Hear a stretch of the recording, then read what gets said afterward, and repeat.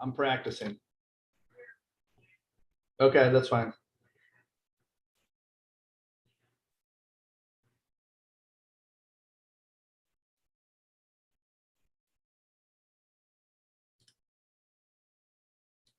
Thank you for the heads up.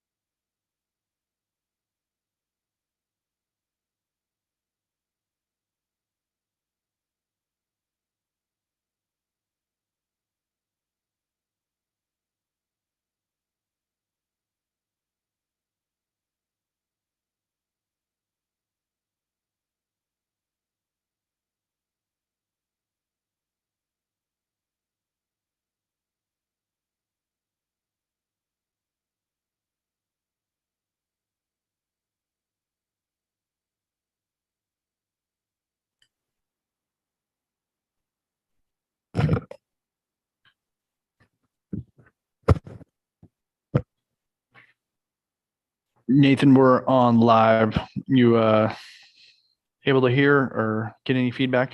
Okay, good.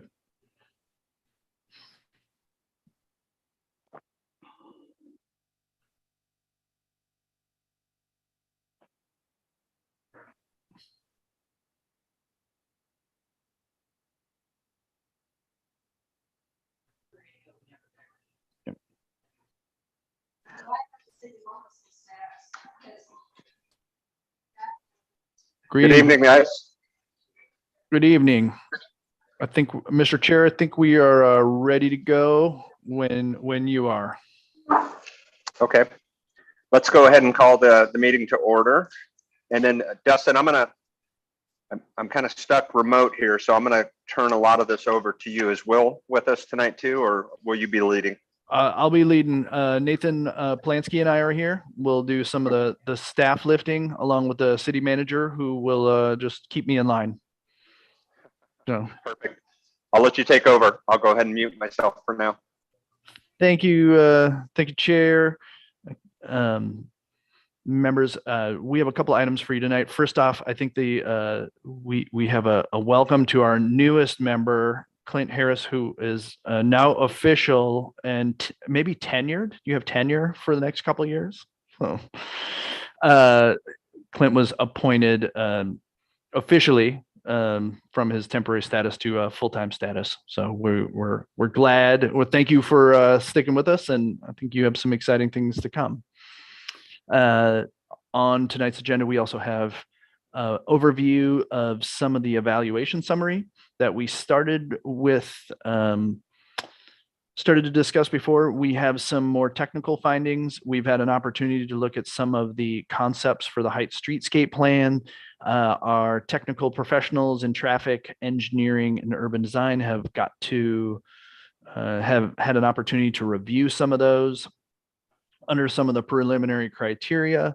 And then we're going to shift from that, hopefully, into a discussion regarding the open house upcoming, which we hope will be in person in April, and focus on the role of the URAC and how that we're envisioning that open house right now, both in some of the marketing and a lead up, and how we hope this could be something really meaningful to the project and ability to get the public's get their input and communicate what the project is starting to shape up to be and what they have hopes and concerns about. So if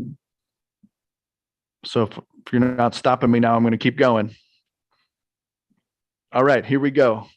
I'm going to bring up the evaluation criteria memo. This was in your packet. This latest version of the memo is a draft, still a draft, that was sent to the staff from Nathan here.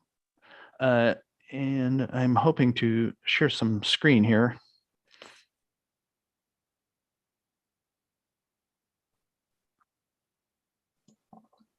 And hopefully it looks a little something like this.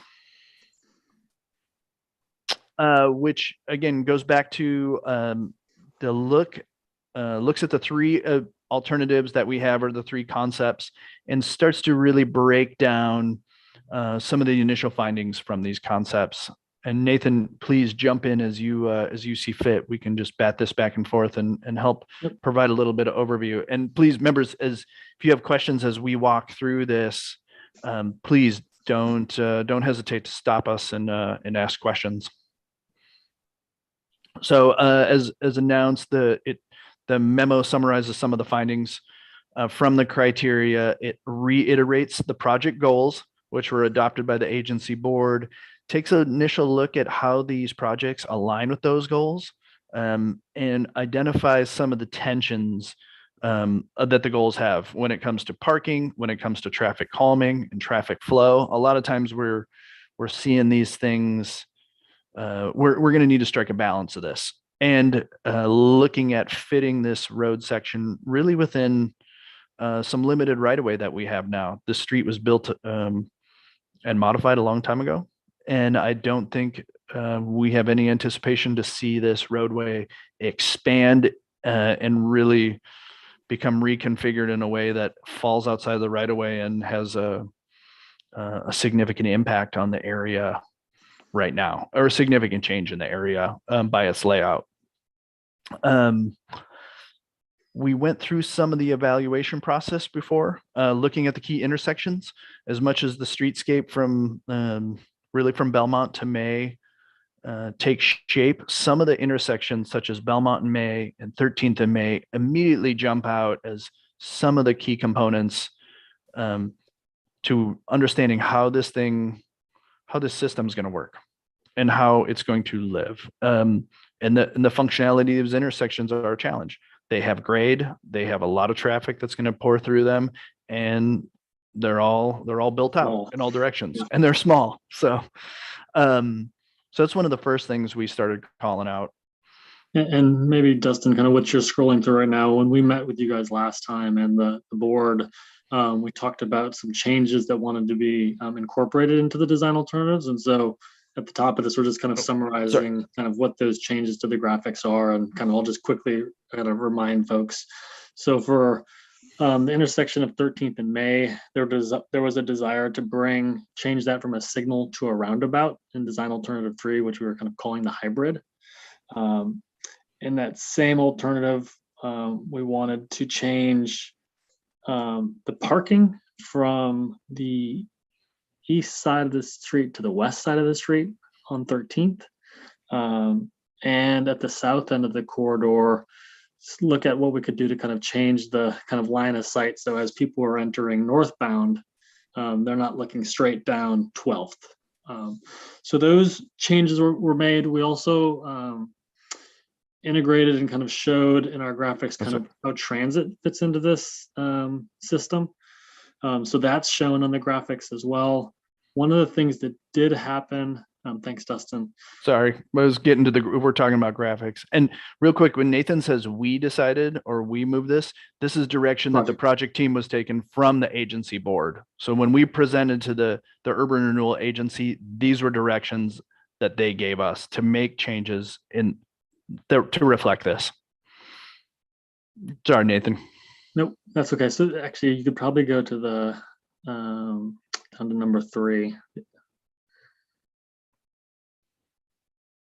and that's kind of where most of the changes took place. Yeah. So in that plan view graphic, the kind of map looking one in the bottom left, we changed that to a roundabout at 13th and May. One of the things that we had to kind of reconfigure with that change from a signal to a roundabout is it was not ideal to accommodate a two-way bike facility on May Street. So there were some changes within the May Street cross section to accommodate that change in direction for a roundabout. The transit, you can kind of see there's a couple of black icons. Dustin's cursor is following one on 12th and then one on 13th on the the right side. This is the south end.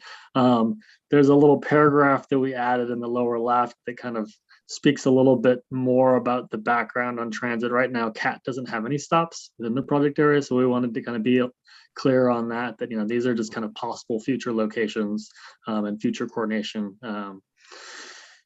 would be needed to kind of verify those, but we have gone through and kind of started those conversations with CAT based on these preliminary design alternatives. So those are the changes. Any questions based on kind of when we last met? And I forget, was it 2 months ago or a month and a half ago? But if we could kind of shift. I just have a quick question about the southbound CAT stop, why that intersection was chosen. Not that it was, I'm just curious about that particular one. We looked at a couple locations. We wanted to pull it away from the traffic signal so it wasn't competing with the space there. And we wanted it to be closer to one of those kind of enhanced east-west crossings, which is kind of the A to Wilson and then the Pine to Taylor. And then the idea is that, and this is where that paragraph in the bottom left gets into some more discussion, we're just showing stops that were sort of within our project area. I think there's an existing stop southbound on 13th today, is my understanding, or it's something that if CAT only had one southbound stop at that south end, they would want to have another one closer to the hospital. So maybe that answers some of your question. It does, and that's what I was thinking of. The bank, the hospital, everything's kind of at the other end of that. Yeah. But I understand about being away from the traffic modifiers, the lights or the roundabout. One piece that we did talk to Kat about would be a Belmont stop that falls outside of the district. That would be on the south end. Initially, we started looking at this as we wanted to make sure that that corridor was served east and west, north and south. So having these staggered kind of staggered positions was kind of what we thought of kind of a balance. But then Kat mentioned maybe if things didn't work out to their favor or to the benefit of transit at on 13th, maybe looking at a right-hand turn on the Belmont. So actually coming off the corridor, they would then maybe be able to work something there too. So they're definitely not fixed positions, but I think the idea is serve each street, serve each end of the corridor, so we can kind of separate the distance on the quarter mile that somebody's willing to walk. And that's really how we evaluate some of that pedestrian willingness to walk a quarter mile is going to probably stretch our limit. So if we can kind of balance that and really split that quarter mile difference or make those quarter mile increments, we're going to accommodate the pedestrian who essentially is the one getting on transit. So. Nathan, do you want to, should we pick up back on the memo? Next page or next part of the memo reevaluates some of the project goals.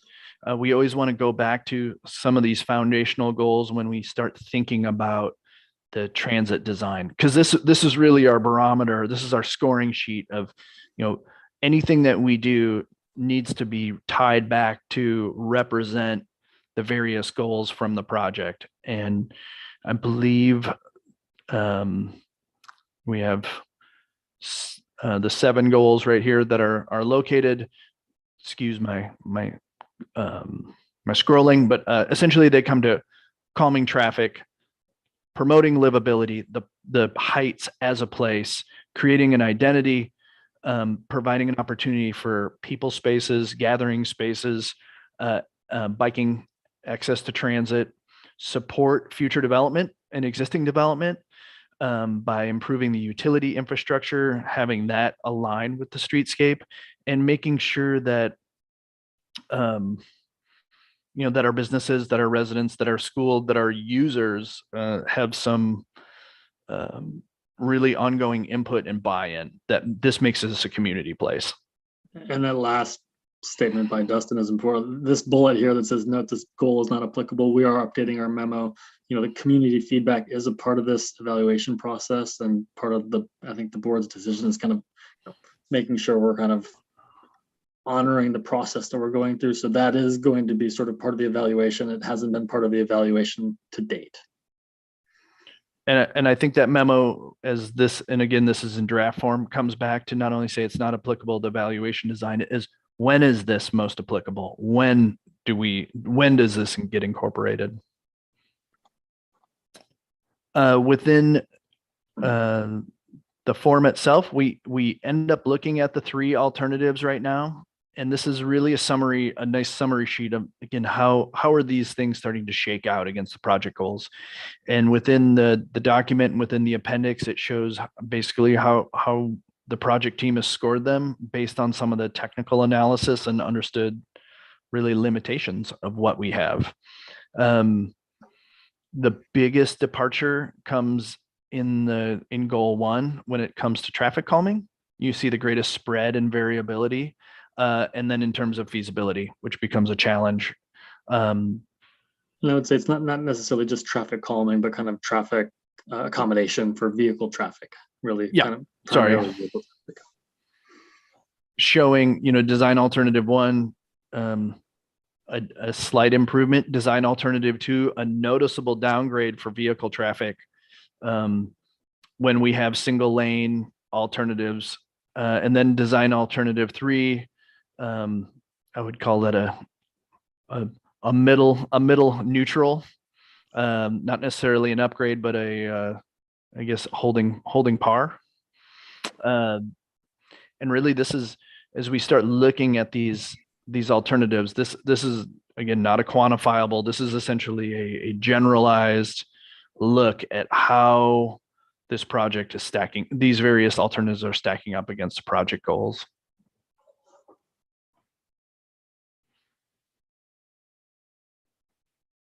Nathan, anything you want to lean into on this one? No, so I think, kind of looking at that, you see a fair amount of green in that table. And so one of the things that we get into later in the memo is there's a lot of technical analysis, quantitative and qualitatively, that went into this. And so it was kind of, how can we start to kind of find out the differences and things that are kind of impacting these ratings? And so as Dustin mentioned, kind of goal one and kind of the feasibility criteria are kind of the two goals that sort of stand out as having different ratings across all three alternatives. So we kind of start our discussion in this memo kind of focusing on that, and then we dive a little bit deeper.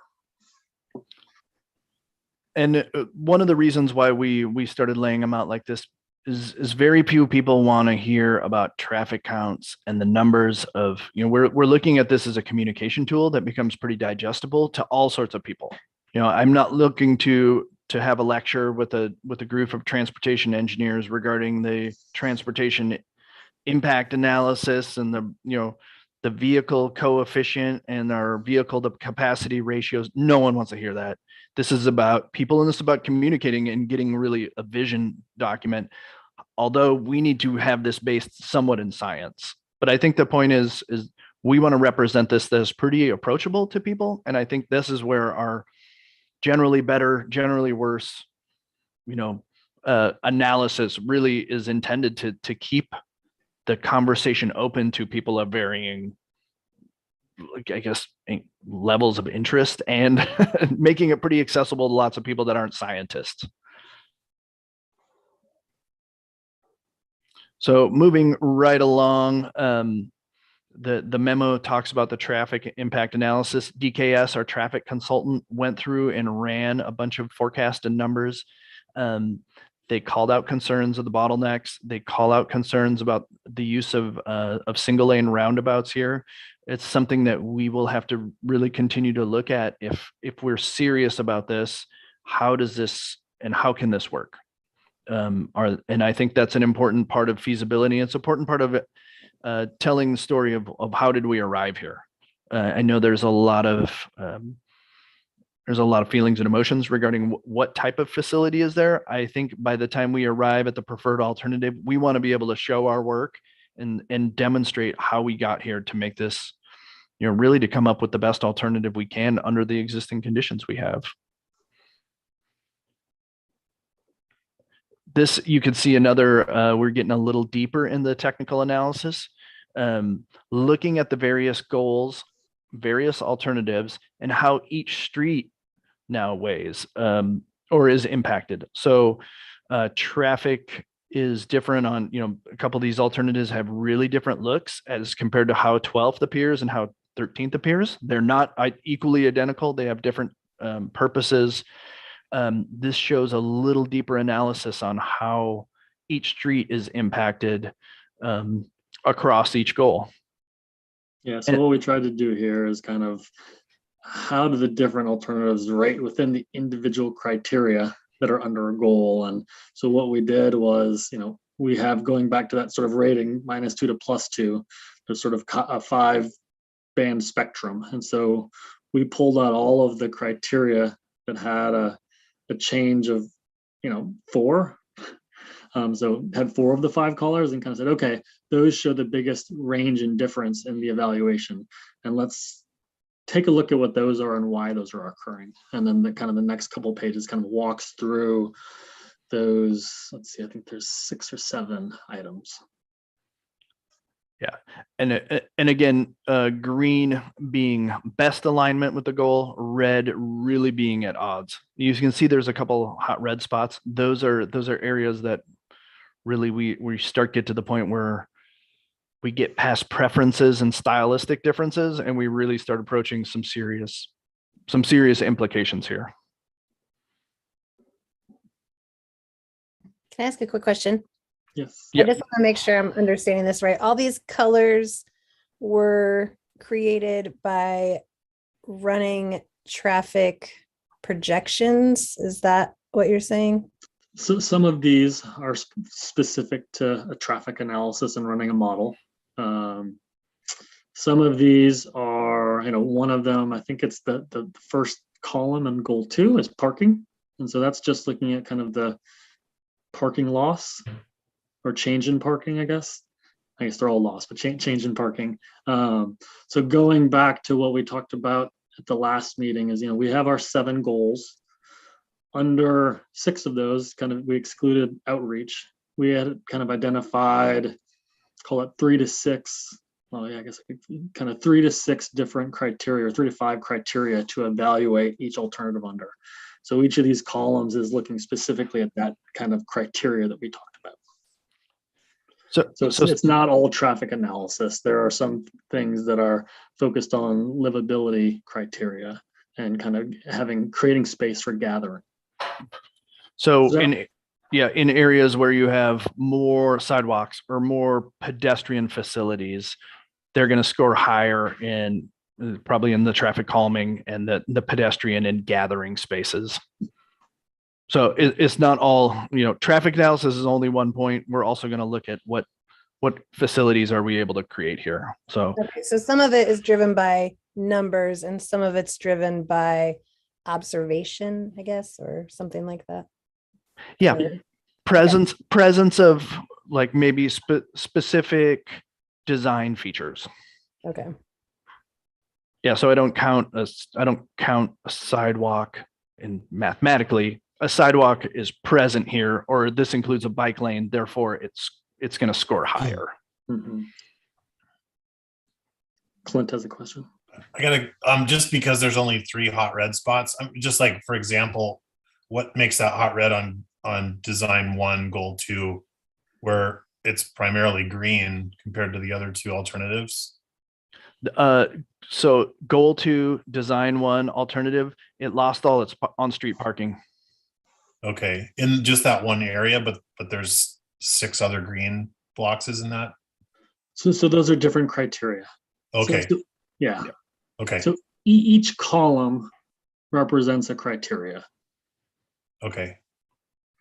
And then what we do, because 12th and 13th can be so different within the same alternative, we thought it would be important to kind of say, well, okay, for the hybrid, we've got this angle parking street that has the opportunity to create larger spaces for gathering, but it also means that we're putting a little more pressure on 13th to manage traffic and do some of the other things. And so rather than looking at it kind of broadly, we kind of had the broad look, but we also wanted to dive in deep and kind of understand where things didn't work as well in terms of how it aligns with the goals.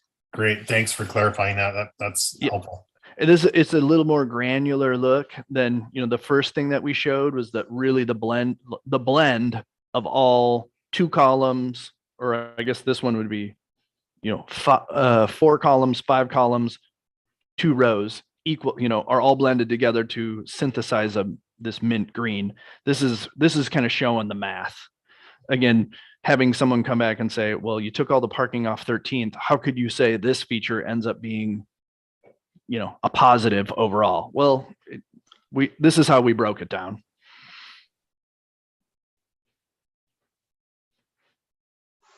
Okay. So we have, and then we dip into some, again, decoding some of the features in there: accommodation of traffic, accommodation of parking, the comfort for walking.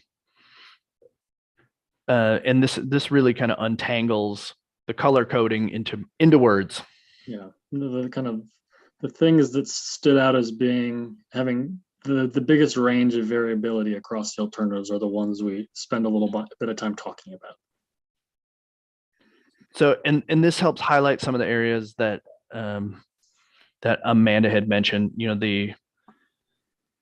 Like this particular street provides a good opportunity for placemaking, but this one has, the traffic street has a limited opportunity for that. The street has we talk about limiting roadway widths. That's going to be a good thing for traffic calming it may have an impact in terms of the number of vehicles you can push through this area. So it starts pulling out those attributes that triggering us the score.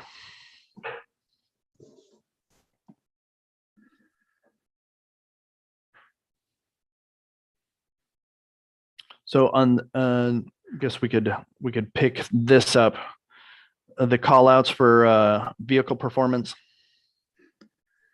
Yeah, so some of the, TKS, the traffic engineer, kind of went through and ran their traffic analysis. And, what we found was there were things that weren't performing well. And so they went through and tweaked their model to identify, okay, if we were to keep this alternative generally, what are the modifications that we need to make to sort of make this really happen? And so we kind of dive into that a little bit. And, some of them are just little things about kind of switching the channelization a little bit at the intersection. Others are saying, well, a mini roundabout doesn't work well because of the volume of traffic. We need to have a second lane moving vehicles through here. And these have, the changes to the intersections can have big impacts on the streetscape. It can change, the street environment within a block and a half of the intersection, because we're having to provide an extra lane. And so we've started to kind of think through what those sort of limitations are. And so we can answer the questions thoughtfully when we're talking with the community and the board and you guys. So, and this next steps, this is all really in preparation for the public open house that we thought about some project goals that have been adopted. This is how they may materialize in 3 different concepts. Generally, how do these concepts are just shown, how do they generally work? Are like, we put a little thought into an analysis into, are these actually feasible? And what are the consequences of this, of these choices? Where do we expect issues? We're looking for some feedback from you all on this. And so that we really can continue this discussion with the public and have them be aware of what is going on, help. We want to use these graphics and some of the background analysis to engage them and get some really good feedback and opportunities for them to learn about the project and tell us what their concerns are. And Dustin, if you just scroll up a half a page, we did kind of try to summarize some of these kind of key differentiators and questions a little more, kind of the bottom of the previous page, and to kind of these kind of 5 kind of question statements. So scroll down. Oh. So, a big piece of this is, what level of congestion is desired or can be tolerated for traffic. Traffic is going to operate slower, and there's going to be more, call it delay for a technical term, as people drive through the heights. And so what's going to work for people? The second one, key intersections aren't suited well for roundabouts. From like Dustin mentioned, kind of topographically, there are some challenges with grades. There's potentially a fair amount of property acquisition that has to occur. And so there are some challenges that need to kind of be decided if roundabouts really want to move forward. Parking, loading, and delivery are really situational. As we talked about last time, kind of where the parking is, where access is for kind of people making deliveries. And that's sort of there are pros and cons to each. Design alternative 2, the 1-lane streets, really does not provide a lot of flexibility or adaptability. And as we're thinking about emergency access, it's not great. If there's a line of traffic, how does kind of a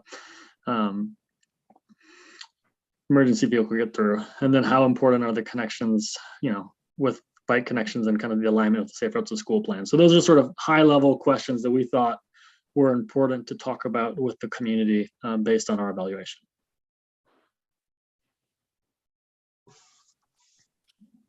And I don't think any of those are really, I think what's important here is there's some science to them, but a lot of them are really goal and value based. The idea of congestion, it's, to some people it's traffic calming, and some people it's a delay. So, finding that sweet spot for community of like, how calm and or delayed do you want this? What is important and what's tolerable? And I think we have goals that speak to that. Is we want a calmer traffic system, yet we need this to be this is still an important functional piece of our transportation network. We can't just have it become a parking lot.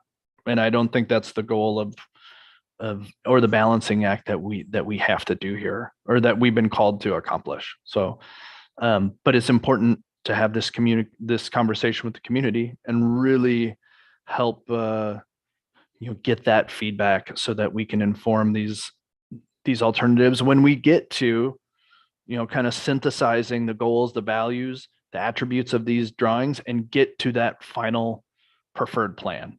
Again, the point is it's not necessarily just to select one of these, it's to really take the attributes of these three plans and synthesize them into the preferred plan, the route that we are going to pursue, and all its merits and all its liabilities.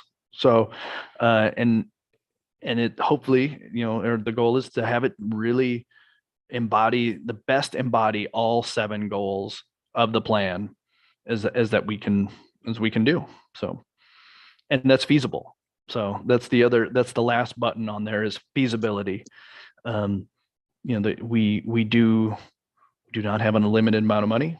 We don't have unlimited amount of real estate. So what can we accomplish with the tools that we have? And again, retrofitting this thing into and knitting it into the community.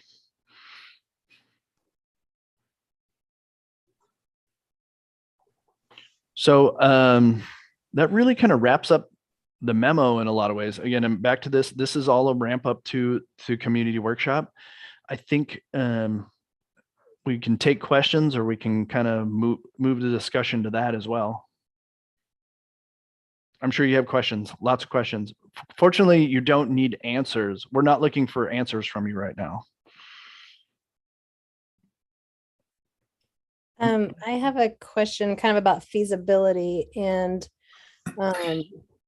because what I'm hearing from the community is a lot of support of roundabouts, and that big roundabout at Belmont and 12th and 13th, but at Belmont does require like acquiring land and property. Like, is there any kind of initial inquiry to like finding out how realistic gaining that land is? Or like I've never had have any experience with this. Like, how does that work? Do we start asking questions now, or do we wait until we decide that's really what we want? Like, how can somebody speak to that, I guess? Well, we don't have an answer right now. But in terms of feasibility, it definitely rates low when the acquisition of private property becomes, it makes it more complicated. It will again be a balancing act. We don't have an answer yet. We don't know if it's the preferred solution, and I guess to some extent is how far are you willing to go to see it. So we identified land acquisition as a difficulty. Certainly, the cost of doing a double dog bone roundabout is also a real implication here too. This is a serious piece of infrastructure that is going to have a price tag to it. So those are things that we've identified that score on feasibility. But until we identify this as really a preferred alternative, I don't think we are going to we wouldn't move forward and continue to invest in it. So. Right. I guess I'm just like, how does that balance with continuing to present it as an option versus like knowing that's really what we want to pursue it. I don't know. And it has like, or are there any, I guess part 2 of my question is like, are there any recent examples that the city has acquired land for public use? That just because I have zero experience with this, is there some other thing that we did this recently, or I don't know? Nothing of this magnitude in the recent memory. There's very less exciting things like Rand Road. We're taking corners for the intersection, but nothing of this gravity in the Heights. And Clint, are you frozen? Or are you waving? No, I'm waving. Okay. I wanted to I'm drawn to this model because it's really attractive. It looks, it's fancy like an airport or something. The dog bone double roundabout. And obviously anything that's colored in there that's overlapping the blue dotted lines, which are existing boundaries and the property lines and all that. That's where your cost goes astronomical. But effectively that intersection right now, the center of which is that piece of odd-shaped pizza or the triangle in the center, it's just a super dysfunctional roundabout the way it is, right? It doesn't work. It's not really a roundabout, and you can't make any of those sharp bends to the left, although people try to do it on Belmont going south around that sharp corner. But if those corners were clipped and the building, which is in the 90-degree end of the triangle, remains in the island, that could be a functional roundabout the way it is without really modifying those streets very much. And for me to come down Belmont with the intent of crossing 13th to go left on 12th, if I turned right and then turned right again around the lower part or the southern part of the triangle, that would be a functioning roundabout. So maybe it doesn't have to be quite nearly so complex as this big double thing. I don't know. We did sort of start. My head went directly to what you're describing, and I think the challenge that DK has to kind of traffic engineer is that you're kind of left with Belmont and 13th as an intersection, still right next to that, and that didn't work. Okay. And we'll continue. I mean, I think that's we're at this level of design. So Yeah. but I think I think part of the point is, we want to show and explore what some of the alternatives are before we Sure. discount them. Sure. Like even if whether it's feasible, whether it's tolerable, I want to have people to talk about it. You want people to react to it, and I think that's part of the public vetting process. Is we love this, we're willing to go there. Sure. Or have the decision of this is awful. You're not going to spend the entire budget on doing this thing. We're going to have a revolt. I want to hear Sure. that. I want to hear from all those voices on what it's going to take to do this, and what do they how do they take ownership in their community. So Yeah. I mean, And just from my gut feeling, there's 1, 2, 3, 4, 5, 6 separate buildings that have to be modified for this drawing to work. But that's buildings. That's where people are sitting and working, and not just their parking lots. So yeah, and that was going to be something I was going to add to Amanda's comment. Is I think it's that much harder because of the number of parcels that are impacted, and these are smaller urban parcels that greatly impact kind of the future of those to some extent, I would imagine. So large impact.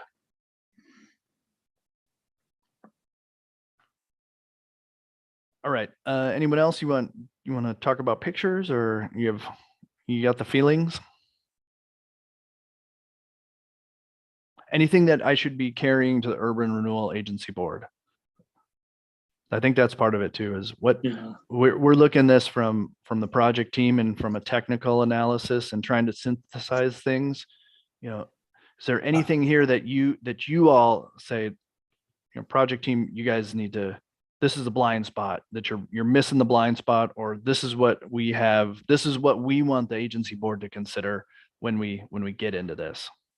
And one of the things that staff has, and we're working on is, there's no mention of cost at kind of a very high level. And so we are working on, it wasn't part of the original scope or plan to kind of give a rough order of magnitude of cost for 3 different alternatives, but we are just trying to pull something together to kind of help inform the discussion from a kind of funding perspective or cost perspective. I know we touched on this. I don't remember if there was an answer, but when did the one-way street, let's see how I phrase this question. It used to be 2-way streets, both 12th and 13th. What year did that change to 1-way each? Ooh. Does anybody know? Pat's gonna know. Yeah, okay. It was in the early 80s. like 81 or 82. Okay. And Do that's you when- remember what the Jack- discussion was during that time to switch it? And that was before my time. Okay. That was before my time. But now that Clint, that you brought up the thing about one way, we had talked about, has there been any look at A, B, and C streets and Taylor streets, taking that from two-way to one-way? Or has that been taken off the table? I don't know. I don't know. If that's a question to kind of Dustin and I, or is that a question of kind of more broadly A, B, and C within the neighborhoods? Well, that was more of a question to you guys, because at one time we were talking of taking them to one-way and putting angle parking to pick up on some of the parking, and I haven't seen that in any plans, so. But I know our Yeah. biggest problem is 12th and 13th right now. Yeah, so given the kind of the circulation kind of traffic patterns and changes in sort of the kind of big picture, the focus has been, let's stay on 12th and 13th in these key intersections. And depending, those are really going to drive what happens on the side streets, A, B, C. And so let's make the decision for 12th and 13th and then come back and kind of figure out what those look like in terms of Nathan, that's support. that's what I thought. I thought maybe I was getting the cart before the horse there on that, so. But I just want to make sure it's still in the picture. Yes. Mr. Actually, Chair, along I- those lines, are there, Oh. I can't think of any storefronts that are on the intermediate streets between 12th and 13th. Along the alley streets. Are there any? Yeah, If those, there are. there's some, especially on 13th, there's a number of businesses that face they would be facing north. And I would consider them the smaller, like Marley's Corner, formerly known as, some of those, the Subi Hair Salon, they face, right. and they load there. Okay. So there would be some businesses that would have east to west, or they would have some circulation impacts on them. Yeah. And I think we have I think Jack has been waiting patiently. So just to echo a little what Pat said, I understand 12th and 13th are focus areas, but I think we really need to take into the equation the through streets, A, B, and C, because as I present this to people up in the Heights, I need to be able to talk about net parking, because that's a concern that I hear a lot of businesses addressing with me. I also want to make sure that before we have our April house, that agency and staff aren't, I mean, our April open house, we're going to present some options and ideas, but I want to make sure we're not limiting those options and ideas to where the community doesn't feel like they're having any real input.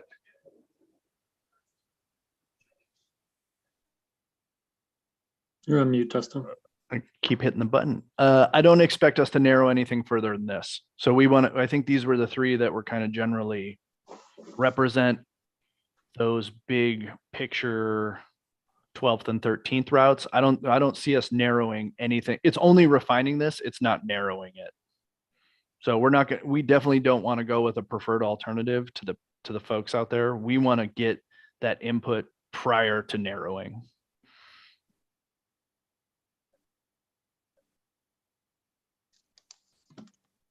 Do we, one more question, since the feasibility of the roundabouts on Belmont and Union, 12th and 13th, is there another alternative that we have there other than a stoplight? Is there a like Clint was saying, is there a modified roundabout, or is there?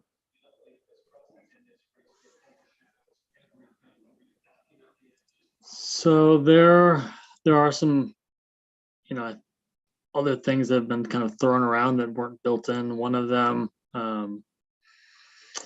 was, is there an opportunity to kind of, Dustin, correct me if I say this wrong, kind of vacate Belmont between 12th and 13th and sort of make that a T intersection, and then have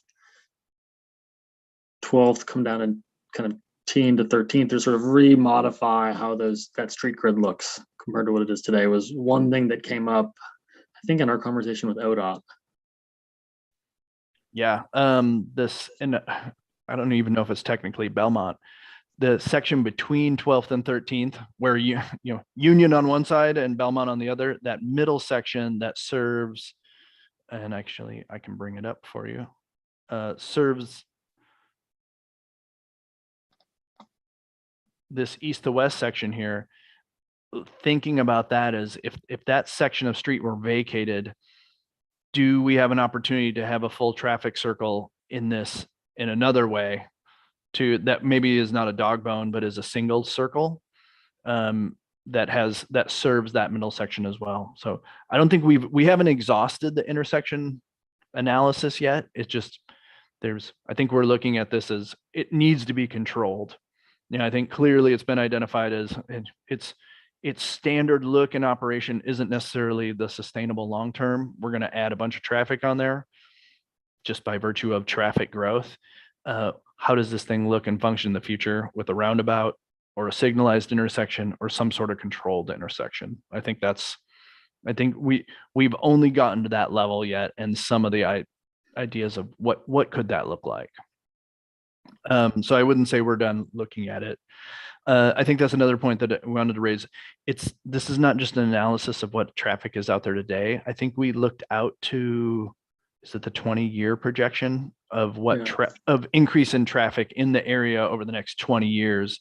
So, you know, when my initial reaction to some of them was, we are overbuilding this thing, and traffic engineer had to remind me, listen, we're not thinking about just traffic today. We're thinking about what we expect the growth to be over the next 20 years, and trying to plan and accommodate for that. So it's just something in the, you know, my own reaction and trying to reconcile, you know, again, technically, how does this work, and how do these things really become material on the ground?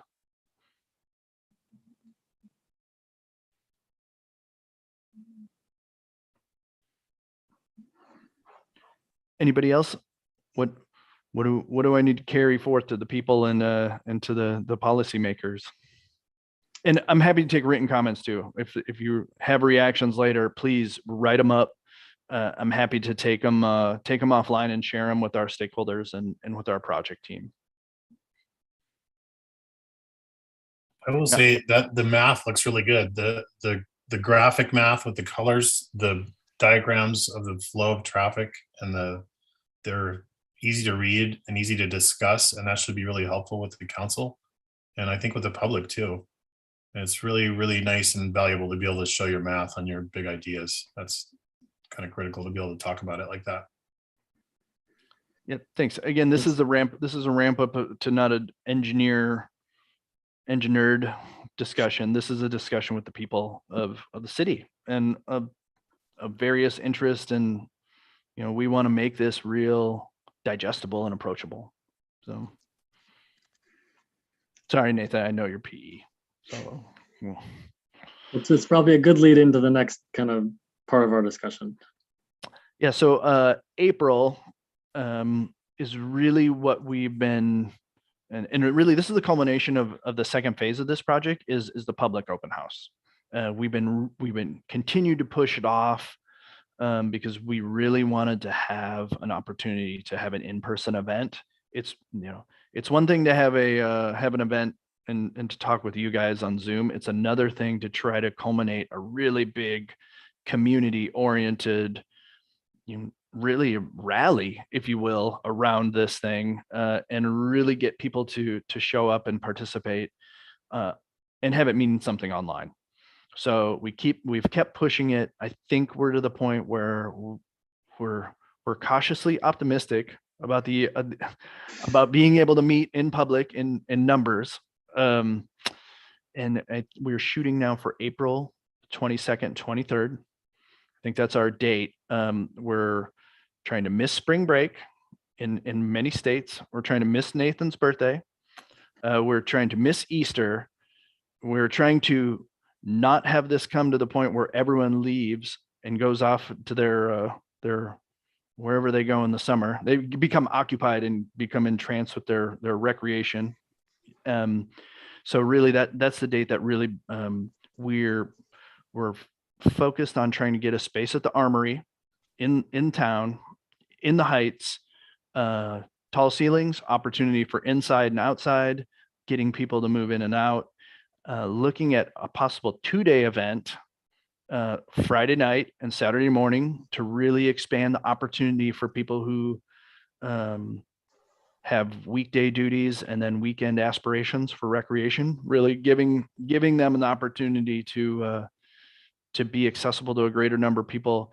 And we're hoping that we can make it a little more of a festival rather than boards and engineers and lectures. We're hoping that some of the businesses that you may know in the Heights would be willing to engage, and you as the URAC members serve as liaisons to the community and be there and be present. So really putting you in the position to help rally the community and rally the Heights, and in a lot of ways provide some of the businesses there an opportunity to represent and show up. Again, to not have this be a lecture, but to have this become an opportunity where we could have either carts or food and drink and tables to showcase what the Heights is about, and really give some opportunities for the businesses to be present and visible. And I think that would be more fun for me on the Friday night. And really, I think it'd be more entertaining and more desirable for the people to come out and actually have an experience rather than hear a lecture.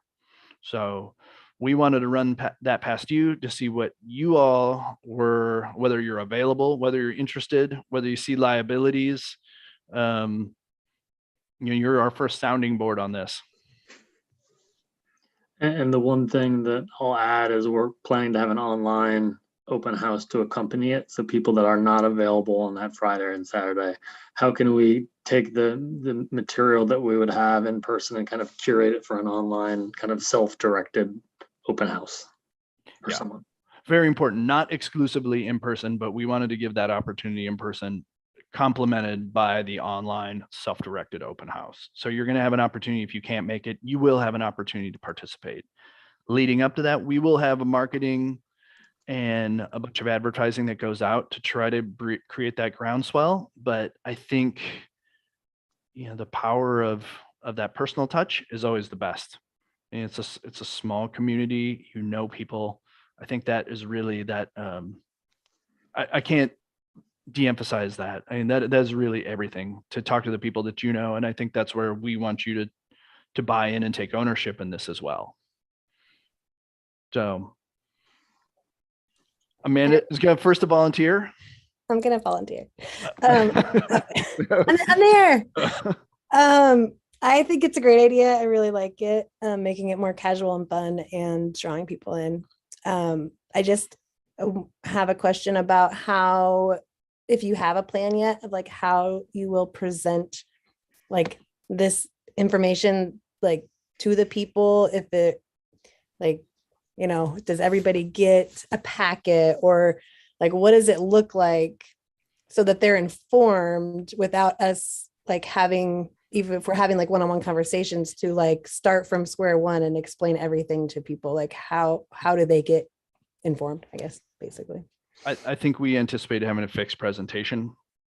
It's not just a lecture, but part of it. Not an idea that I had was, have you ever been to Mary Hill Winery or the museum? They have the video that goes, you go there and you can watch the video, the history of Sam Hill, and then you go around and you're able to see the materials. I think that's pretty powerful. Like, gives people an opportunity to sit there and maybe hear like either a given presentation or something that's fixed, and then engage and go about their way. That was kind of what I thought about as the in-person opportunity.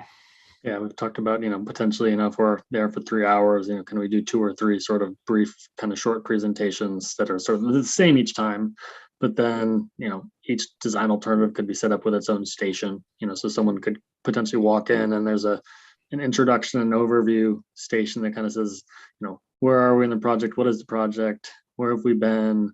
Where are we headed? And then kind of go into design alternative 1. And a lot of this, the graphics that we've been sharing, we've been developing all along, would be used at that station, have an evaluation or kind of summary board that kind of talks about, here are the key points for that. And someone can kind of go from number 1 to number 2 to number 3. And then I I think there's also sort of a, an overall evaluation kind of piece to this. Just throwing this out there. I don't know if it's able to like, or how if you're gonna plan on like gathering, the thoughts at that time. It sounds like that's the whole point of this, right? Is there like a way that at each station they're like could give feedback on like scanning a QR code and go on their phone and do it, or like is it paper? Is there both? Is it what's that? So the online survey we're looking to use is sort of the similar platform that we used before. It may not need to be map based, but the idea is as much as we can make it sort of kind of the same walkthrough. Potentially, people could be giving feedback on their phone while they're walking through. And so that's something we've started the conversation of with kind of within our team. And with any thoughts, definitely let us know. And I think that the other idea is the more that we can kind of make that information similar, is people that aren't able to attend the in-person, they're sort of getting that same experience and opportunity to provide feedback. That's a cool idea. There's a group that several of us have sat in on and discussed with, that headed by Megan Ramey and the Streets Alive group that's kind of burgeoned off into a Better Heights group. And they have a lot of energy and a lot of ideas, and they plan to lobby pretty heavily for the bits that they want to see incorporated into the plan that gets voted in.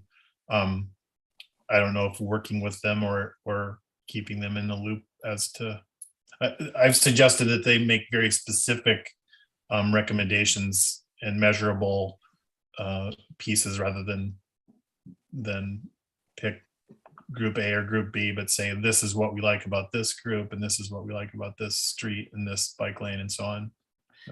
And I think that's an important point, to not only pick what you like, but also say, this is what concerns me about this one. This is what I gravitate to on this one. I think that's really some of the power of having alternatives there. It helps, it's not going to be one or the other. It's not going to be like, we're going to take tick marks and all of a sudden we vote for number one.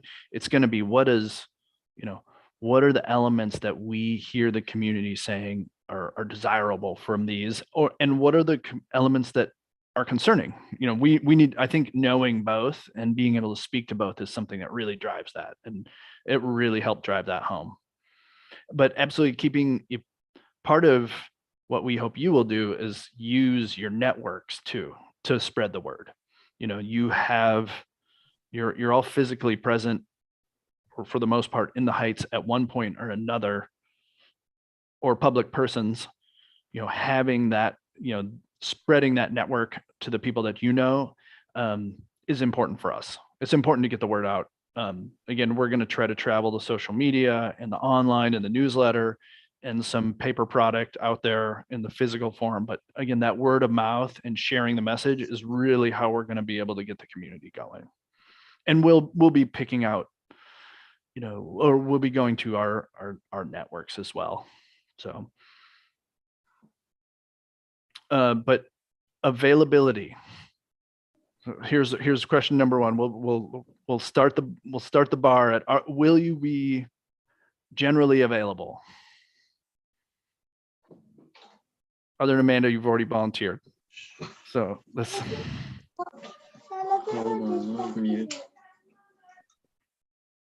Okay, well, that's good. And generally on board with the idea of not having a lecture. Pat, MC, auctioneer. No. No. Remember, I'm shy and quiet. Shy and quiet. Okay. We'll see how long that lasts. Jack, sorry, I was just taking a general poll of. Yeah, no, 22nd, 23rd works for me. Awesome. That's awesome. Yeah, it works for me too. So I will probably circle up with you all when it comes to, trying to lobby some of the business community to be present. You will probably have you'll know some people there. And again, I'm hoping we could make this a little more of a community festival event and less of, again, less of a lecture. So the having it on Friday night, that could be fun. And we're hoping that by the time we get to that part of April, it's going to be nice enough that we could maybe do inside outside.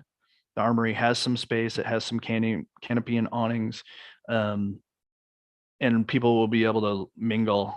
And if it rains, we can duck inside. And if it's beautiful out, we'll have the opportunity to enjoy that too. So this is all the calculus that the project team has been putting into this thing, hoping for, not wind, no monsoon, good behavior and, general availability of the community to be present until they, again, get really distracted with things that are happening out there. So not hearing any objections, we're going to continue to work on some of the details and some of the marketing plan, and we'll be asking you all to share the message and, putting some things in your hand. And again, getting the opportunity to participate is really meaningful here. This is probably one of the most important places I think where the URAC can be physically, be present, be representative of the community there, and help rally the voices of the area. So I'm looking forward to it as well. So. And we do know we need to pull together some FAQs, kind of just generally about the project. So if there are things that would help you guys as sort of kind of project champions, explaining kind of design alternatives and information and disseminating that to the community, send us questions and the kind of things that you guys have struggled with, so we can kind of take those into consideration as we're putting that information together. Yeah, we want to equip you to be effective in the message too. Like, all right, this is where we are, really concise and really approachable language and talking points, and just kind of be the human element of this too. So we could use a more human element out there. So. Well, that's all. I'm going to take that as a go forth and make an amazing festival. Yeah.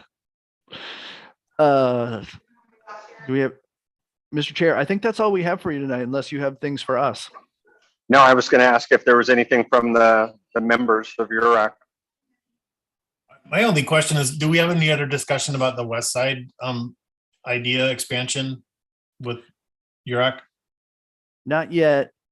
Fine. Well, oh, we do have a minutes approval. I was just told from my handler.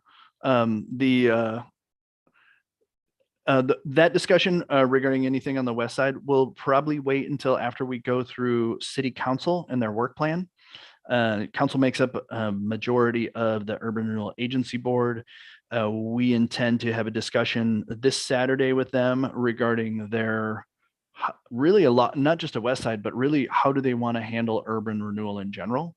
It's an agency, it's a separate agency. It splits time. We split time as staff with that. So really trying to come to a thoughtful discussion on how do we look at this in the development of the next or possible development of a next district, and how does that look into the future. So nothing for URAC in the moment.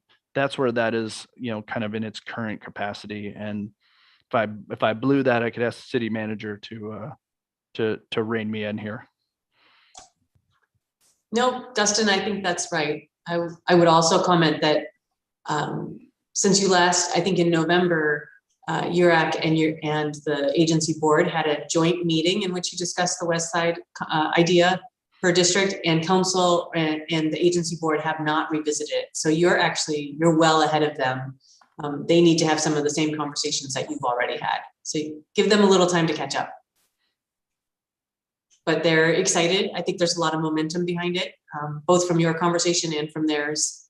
And I'm excited about, this is the first I've heard about the Heights. So we have just have so many things happening simultaneously. You're a very busy board. I really appreciate your work. Thanks, Dustin. Sorry to jump in there. No, thank you. So Dustin, you're asking for an approval of our last minutes? Yeah, do you need a date on that? Yes. Yeah, it's December 9th meeting. I move that we approve the minutes as presented with the one correction of the proper meeting time was 5:30, not 6:30. Second that. Okay, we have a motion and a second. Unmute yourselves since this is recorded, and we'll go ahead and vote.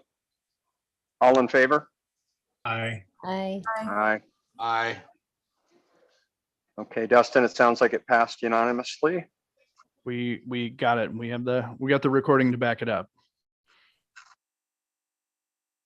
So other than that, I don't think we have any other matters. If you're ready to adjourn, we'll fill you in on our work, and we definitely expect to be back next in March. Pretty significant meeting, because that'll be the next one, and really lead up to that workshop in April. So we're gonna come back and we'll have a lot of asks and a lot of to-dos. So. Perfect. Is there anything else from any of the members?